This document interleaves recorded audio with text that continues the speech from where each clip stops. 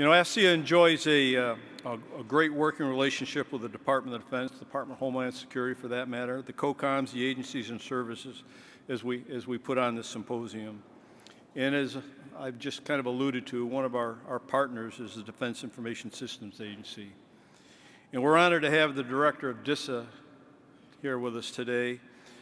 He's also got a few other hats, and I'll probably miss a couple, but he's also the Commander of the Joint Force Headquarters, DODIN, and which is one of his principal responsibilities, and there are others. But Lieutenant General Lynn is present and will be our keynote speaker here in just a minute to open the discussion for our symposium.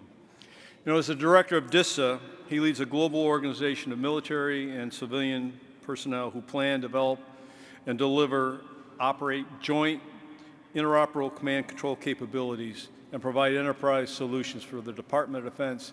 And quite frankly, if you looked into what they do on a day-to-day basis, you would find that sometimes the role expands beyond the Department of Defense as they do what is important to support the nation. As well as the combatant commands, the chairman of the Joint Chiefs of Staff, the Joint Chiefs, and the Department of Defense as a whole, as well as other parts of government from time to time.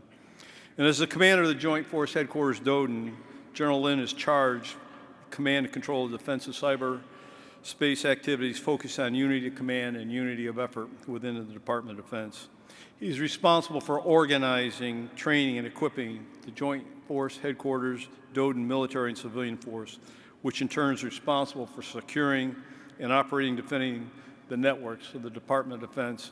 And many of those things go beyond the networks, the things that are attached to the networks, things that are providing support not just to the warfighters, but to the offices of the government as well. So please join me in welcoming the Director of DISA, Lieutenant General Al Lynn, who will give our presentation today.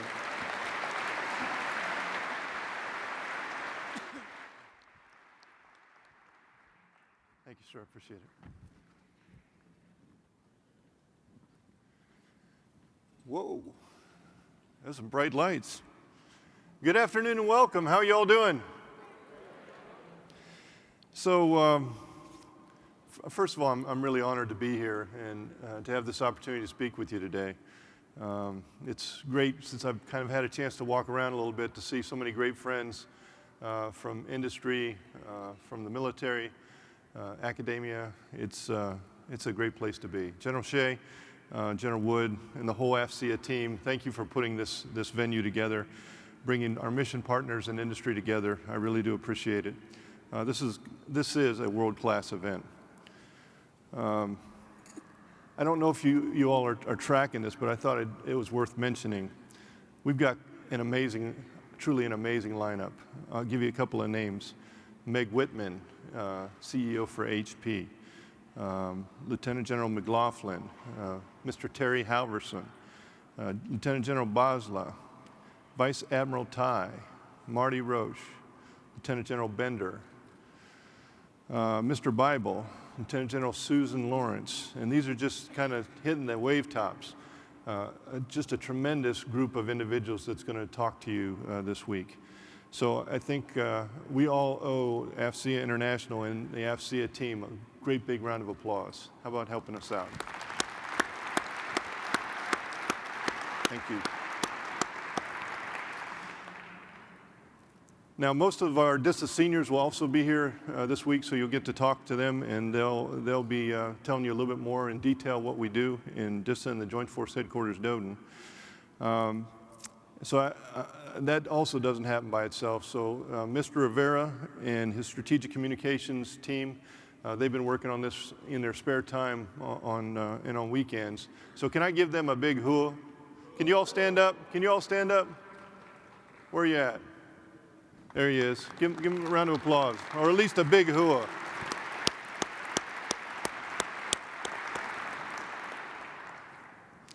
All right, this year's theme is rethinking how we build the network, synchronizing industry and DOD to really take a look at what does Internet 2.0 look like. And so what I wanted to start off was tell you that the world has changed. So I've been in this business for a little while, and I can tell you the world has changed. In cyber, it used to be almost like an intel game. It was a gentlemanly sport, if you will, where people would try to break into your network real easy, real slow, real quietly. And they'd sit still and you'd watch them. And then they'd move in your network and they'd stop. And say, well, they haven't found me this far. Of course, we're watching them. And then they move and then they try to take over something or steal something and then move back out. That would take months. That's not the world we live in today. They don't care anymore. They are kicking in the doors. It's loud and it's fast. It's snatch and grab, and that's where we're at today. The gloves are off. They're actually going after senior leaders, and that was something you kind of just didn't do. They're going at senior leaders at their offices, and they're going after senior leaders at home. It's a different world. It's cyber warfare, and it's daily happening on our networks. Let me give you kind of an indication of what it's really like out there, just to give you an idea. So we have a lot of protections built into our networks, so we're holding our own. We've got something called EEMSG just for protecting our emails in the department. And in about a 30-day period, we'll get 700 million emails. So just kind of figure that math out. So 700 million emails coming in about a 30-day period. Of that, how many do you think are actually good emails? About 98 million. The rest are all bad. They're either malware, spam, known attacks, and we're blocking all of them. But that gives you an idea of how much work is being done in that space. So I want you to show you real quickly that senior leaders get it. So we've got some videos of some senior leaders talking a little bit about cyber. So could you roll that, please? First computer viruses hit personal computers in the early 1980s, and essentially we've been in a cyber arms race ever since. Cyber threat against U.S. interests is increasing in severity and sophistication. The nation's networks, communications, and data are increasingly at risk from diverse and persistent threats. These include rogue states, organized criminal enterprises, and terrorists who are showing a willingness and an aptitude to employ sophisticated capabilities against us, our allies, and indeed anyone who they perceive as a threat or a lucrative target. Cyber can be incredibly destructive. It can be disruptive, it can disrupt, and it can destroy. And it can destroy hardware, it can disable critical infrastructure, which could lead to loss of life. And I think those capabilities are out there. We only have to think of real-life examples, an air traffic control system going down and disrupting flights, or blackouts that plunge cities into darkness, to imagine what a set of systematic cyber attacks might do. So if that didn't get your attention, then let me just say that we have to all start working together. We really do. It's not getting better out there. It's going to take a change in the way we do business. We've got to find a way to come in common ground and work together to build out what the future is going to look like in our networks and to develop better defense into the networks. And I could stand up here and I could do a lot of speeches where I do the chop and I do the pinch, but I think you guys have been watching a lot of that right now on TV. So I'll stop from doing that and I'll do what I really like to do, which is get out to where I can see you, because I really can't see in these lights. And just have a quick conversation with you about this and tell you a little bit about what we're doing, and then I'll introduce some of our leaders and we'll move on from there. You all good with that? Cameraman hates it, but I like it. Can you still hear me? All right, good. So let me just talk a little bit about the build function. Let me just talk a little bit about the DISA side, because a lot of people get confused between cyber and signals and build, and I want to talk you through a little bit of that. So hopefully this will be helpful. So on the build side of the house, which is our DISA side, we've been working on a number of things in cyberspace. Because the first thing you need to know about cyberspace is it's man-made, okay? We built it. The networks that we built are cyberspace. So think air, land, sea, okay? It's a domain, and that's where we're at. This guy's gonna get right in my way. All right, trying to go this way. So land, sea, and air, it's a domain. So you've got to think of it that way. It's a space. Now, DISA builds that space, okay? The DISA side builds the environment. So I'll give you a couple of ideas about things that we've done recently to build the environment. So Windows 10 Secure Baseline, okay? That's the endpoint. That's where we're working on the endpoint of the network, your laptops, your systems. So we're building out that capability. It provides us a little bit more protection on the endpoints. It's a pretty big rollout. The joint regional security stacks, the JRSSs that we have out there, they provide regional protection. It's not a small, trivial system. This is a pretty large system. And where we used to do when we used to do security at the post camp and station, we do a little bit of that now, but we're trying to get out of that mode because you really can't see yourself. You really can't see the data that's coming through the network because it kind of gets stuck at a lot of different boundaries. So now that we regionalize the security systems, now we can put analytics against it, okay? So the analytics inform the cyber side, but it's actually a build function to build in those analytics, okay? And so we're working with large data analytics. So then on the Joint Force Headquarters DODIN side, this is the cyber side. What we do is we travel. It's the difference between building an aircraft and flying the aircraft. So DISA builds the aircraft. The guys in cyber fly the plane. They're flying inside that cyberspace, inside that domain that's created. The interesting thing is, over many, many years, the network's been built, and it's not totally been mapped out completely yet because it's been built over many generations. So in cyberspace, they're going through and they're mapping out the domain. You've kind of got to imagine people just with pen and paper mapping out spaces and where they go. And sometimes we know where it's going to head, and sometimes we get surprised. But it's important that we understand the lay of the land, and we're able to move and maneuver in that space so that we can clear and control space in the cyber domain, in this space. So to give you a couple ideas on that, Joint Force Headquarters DODIN has been active for about 15 months. It's not fully operational yet. It doesn't have full operational capability yet. It's still in their initial phases. That said, they've had 9 named military operations already. 9 named military operations.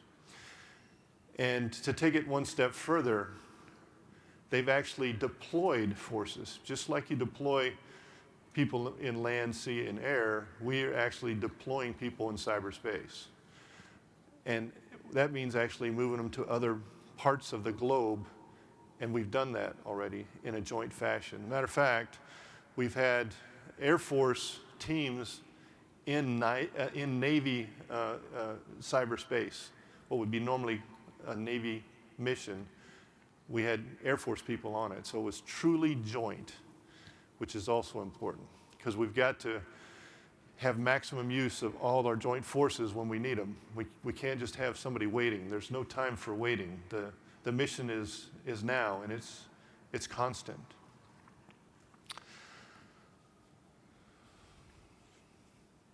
So you can kind of see the synergy there, but hopefully you can see the difference. So I've got 2 really great people to help me for these big missions. So there's, on the DISA build side of the house, I've got Major General Sarah Zabel. She helps me on the build side. On the cyber side, I've got another great American, Major General Select Bob Skinner. He helps me on the cyber fight side of the house. And I don't think they could have made it here in time, so what I've asked them to do is do a quick video to talk a little bit about their areas and the synergy between the build function and cyber space. Please roll it. Thank you. DISA has two distinct roles. We are the Department of Defense agency that builds and procures mission-essential cyber capabilities and services. DISA also operates and defends the Defense Information Systems Network. The DISAN is the infrastructure that connects all DoD computing and communications. JFHQ DODIN is an operational level C2 headquarters whose mission is to secure, operate, and defend the DODIN. JFHQ DODIN synchronizes the efforts of 50 plus DoD components to ensure unity of command and unity of effort. In the past, we at DISA focused on building infrastructure and capabilities. Security was bolted on after the build. Today, we are working to incorporate cyber defenses from the beginning of a program and at the core level. We want to build better, more secure, and adaptive networks. The operational norm prior to the establishment of JFHQ DODIN was that each combatant command, service, and agency independently conducted DODIN operations and defensive cyber operations. JFHQ DODIN was established to direct and synchronize these activities to focus the full operational capacity of the DODIN to deter cyber threats as a unified joint force. In the highly contested domain of cyberspace, DISA and JFHQ DODIN are collectively committed to ensuring the security and resilience of the DODIN now and in the future. One place where you will see the synergy between DISA and JFHQ DODIN is through the Joint Regional Security Stacks. JRSS is a standardized, consolidated DoD network security infrastructure implemented by DISA. JRSS shrinks the attack surface of DoD networks by reducing the number of access points and allows DODIN information to be continuously monitored through a variety of sensors. When network modernization efforts like JRSS are planned, JFHQ DODIN participates in the upfront operational requirements process from the perspective of ensuring that the modernization effort supports a commander's secure, operate, and defend priorities. Once built and procured, JFHQ DODIN integrates select command and control functions into the larger C2 framework and ensures that the tactics, techniques, and procedures, or TTPs of the modernization effort, support the C2 and maneuver objectives of the commander. We want the tech industry to partner with us to develop the next generation of IT services for our nation's warfighters. Our industry partners offer cutting-edge technologies and insights that allow DISA and JFHQ DODIN to deliver critical cyber capabilities and infrastructure. As DISA works with industry on modernization efforts, we examine how those efforts can be integrated into our ability to maneuver cyberspace forces and improve our DODIN operations and defensive posture, while also enhancing our joint C2 functions, which are command and control, maneuver, intelligence, support, and sustainment. We partner to provide a more resilient and capable cyber force and environment to secure, operate, and defend this mission area. Together, we serve the nation by providing the means to defend the DODIN, secure our data, and mitigate cyber risks to military missions. I thought they did a great job. What do you guys think?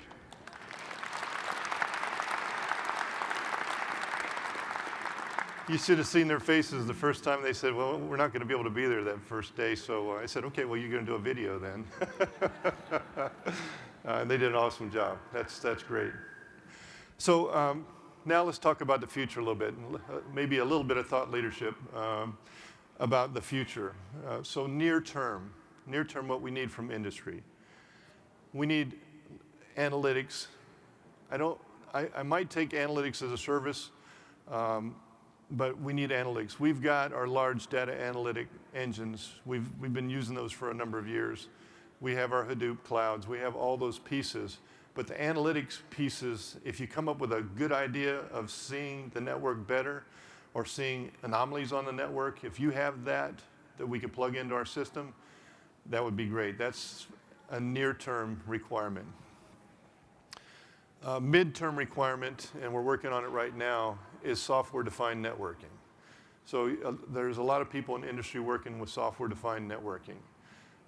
So there's two parts that I need it for. One is the obvious benefits to lowering costs, providing capability at a lower cost. So that's one part. But what I'm really excited about is the cyber defense piece aspect of software-defined networking. So imagine, if you will, so for those that don't know exactly what software-defined networking, imagine routers and switches that are built, essentially if you could pull the software out of them and plug them into a virtual environment and run them, and then connect them and actually have traffic flow through them.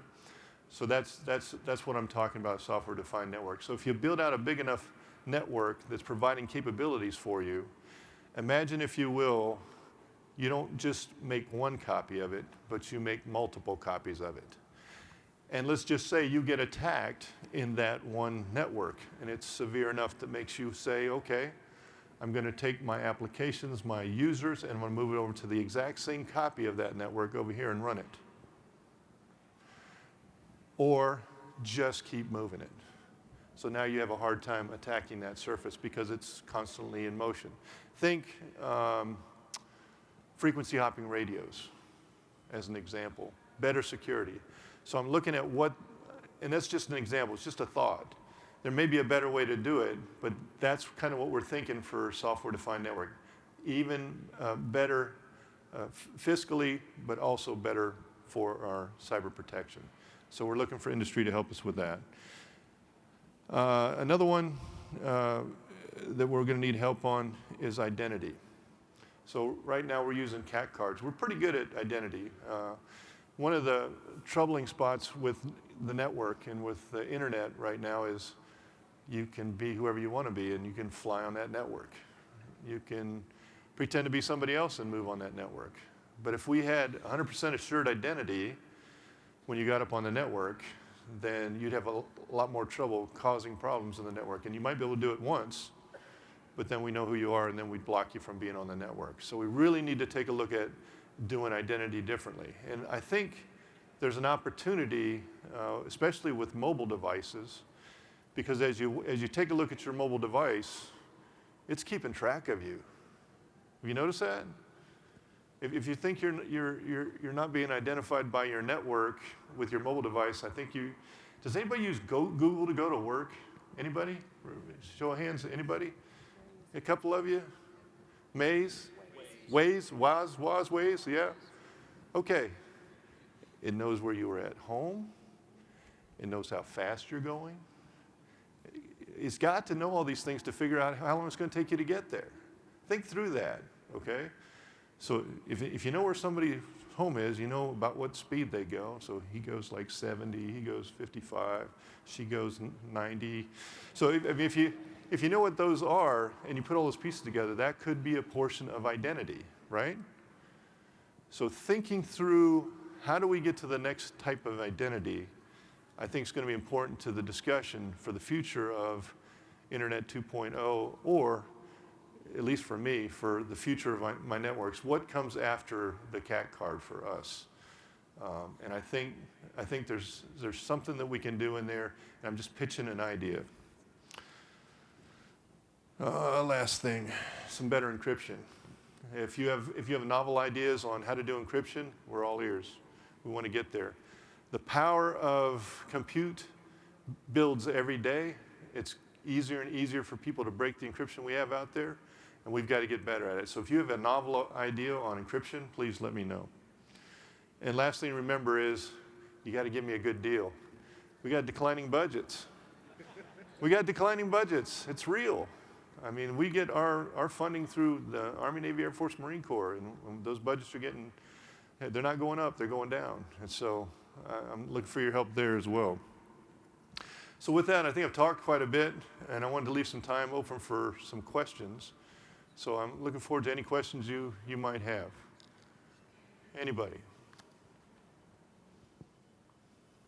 Sir, our first question.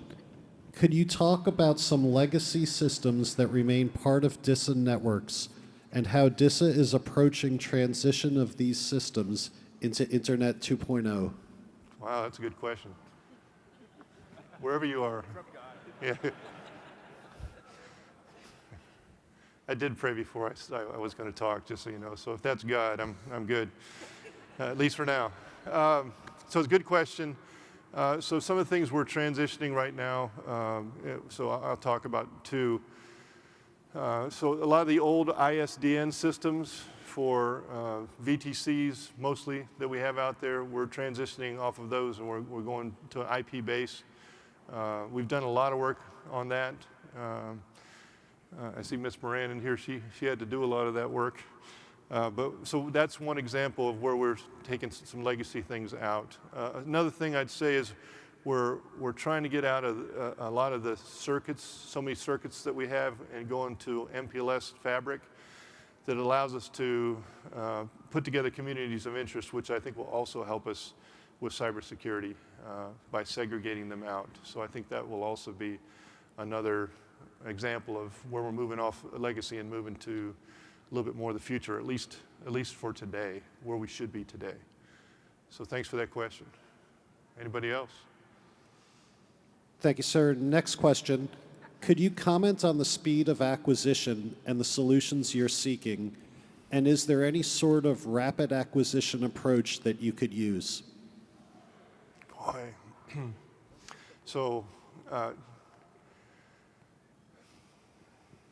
So it depends on what we're talking about. So rapid acquisition is hard in our business because there's a lot of laws that are in place that are rules we have to follow.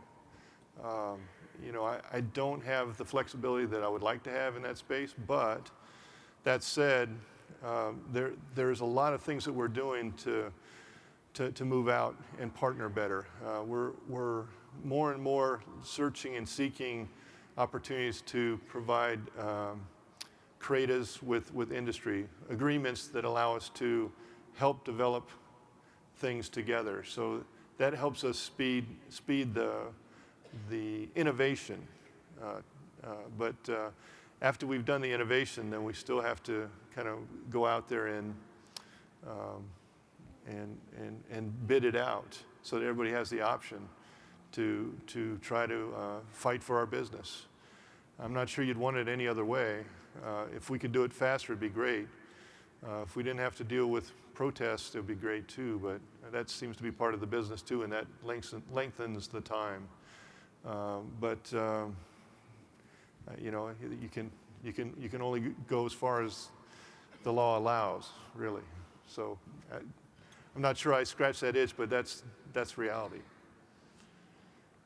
Thank you, sir. Okay? How is the fielding of JRSS proceeding? What's going on now, and what do you see ahead for fielding, usage, and improvements? Okay. So I think we're doing really well. I think last year we rolled out one after doing a whole lot of testing. And now I think we've got 4 of them active out there. We've got another 17 of them bought, and we're starting to roll those out. Total of 25. We've got an eye on the Pacific right now for the next buy, and we're getting our lessons learned. We're already seeing value in it, and with the large analytics work that we're doing, we're seeing the network a lot better than we ever have before. So there's a lot of goodness there. It takes a while, though. It's not a simple process. So you've got to imagine every community of interest on a post-camper station, from the hospital to the logistics guys to the guys that do fuel, all those different folks on every post-camper station. They all are tied to networks, and you've got to actually transition them all over to the Joint Regional Security Stack. So it's a labor of love, and it's really good work that's good for government. It's good government, and it's also good for the nation and good for cyber defense. So a lot of progress is made and continues to be made. And it's a top priority with Mr. Halverson as well. So that really helps when the DoD CIO has got your back. So that it's moving out really well. Thanks for that question. Sir, next question. Can you share insights on DISA's role working National Background Investigation Bureau's stand-up and related collaboration with OPM and DMDC? Okay, this is new. So one of the neat things about being in DISA is we get a lot of new work. We got the Pentagon recently as new work. There was 41 IT providers, and now we've got JSP, and we're helping with the JSP to bring that on. Through some of the incidents with OPM, the background investigation system that they use, they felt like it needed to be upgraded and made a little better for the protection side of the house. So they've asked us to step in and help with that program. So we're linked arm in arm with OPM, and I've designated one senior executive, actually one of my top senior executives, to head that up. And so we're having meetings, and we're getting all the requirements right now. So we're in the requirements gathering phase. That's where we're at. Thanks for that question. Sir, next question.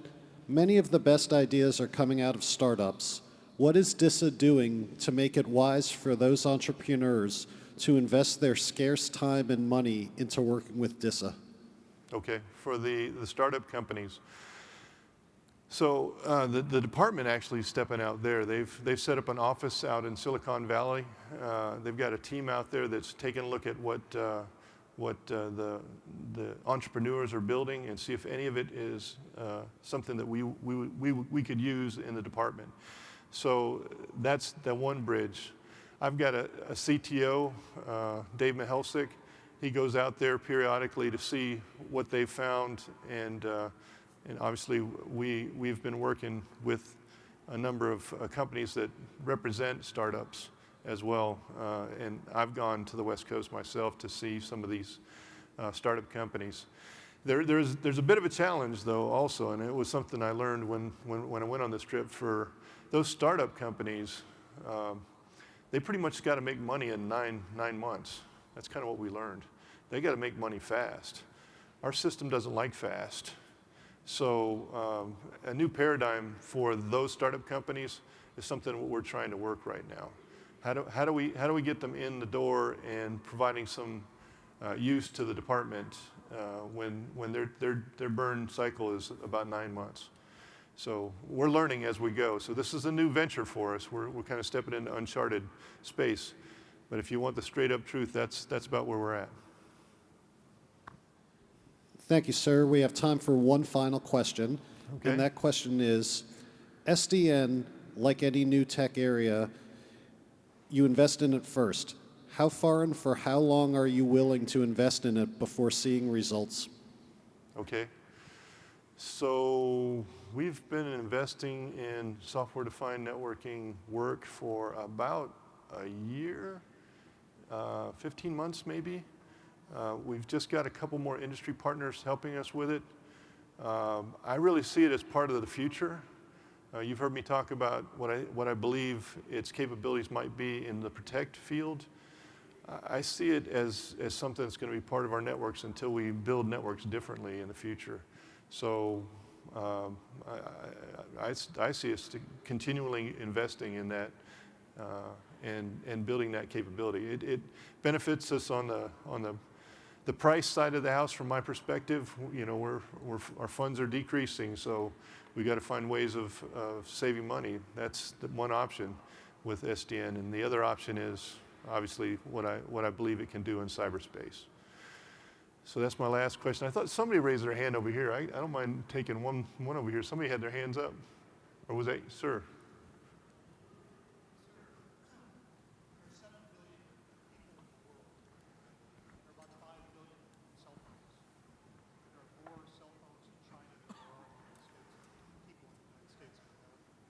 Okay. The Internet of Things is upon us. It's not the future. It's here now. My company's building it. How are you preparing for a scale-up on the order of thousands, factors of thousands in terms of network members?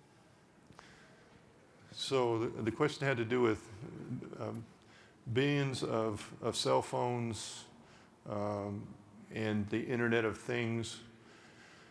And how are we preparing for the Internet of Things? So in my space, we kind of control what we put on our networks.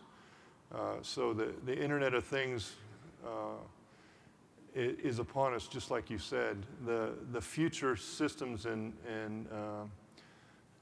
even combat systems are more and more dependent on the network. So to get ready for it, what we've been really doing for the department is building out the backbone for it right now.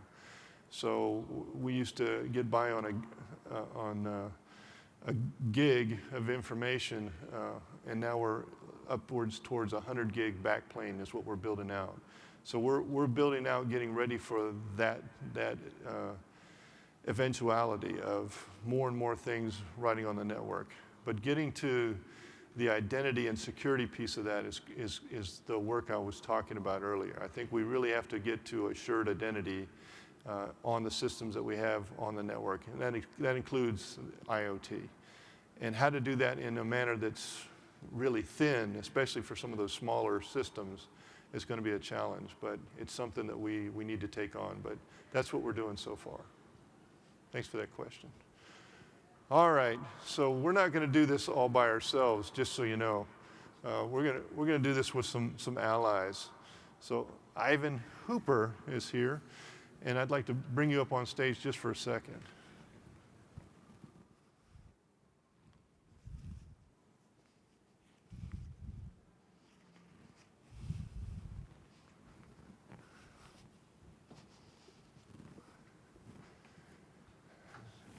Just so you know, Ivan's a friend of mine. I just thought I'd bring him up. He's in charge of operations and MOD, and the exact name of the organization escapes me right now, but it has to do with services. Help me out. Information Systems and Services. Information Systems and Services, ISS. But I don't get to see him very often. He was here. We're not doing any war fighting by ourselves, so I thought we'd just come up and do a quick selfie. Do you mind? Two generals doing a selfie. What could possibly go wrong?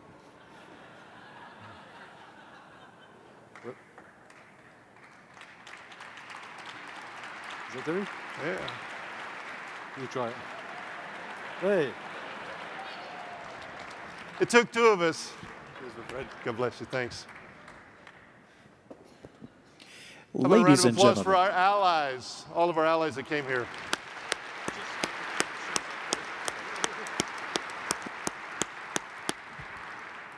Does anybody remember that old song, the cover of the Rolling Stone? I think we may see it on the cover of the Rolling Stone. Yeah, you got to be careful. All that stuff hits the Be web. careful what you do, right? That's yeah. right. It'll be Well, IoT. General Lynn, again, thank you very much and for joining us here today. And in lieu of a gift, we're going to make a presentation and a donation to Fisher House in your name. Fantastic. Thank you, sir. I appreciate it. Thank you. Okay, well, that's General Lynn got us off to a good start. And in case for those of you who may have missed it, he had a few highlights there. Number one was the analytics, being able to highlight the anomalies that are on the network, software-defined networks, and the ability to highlight it, bring that capability to lower cost and to be able to provide increased cyber defense and resilience.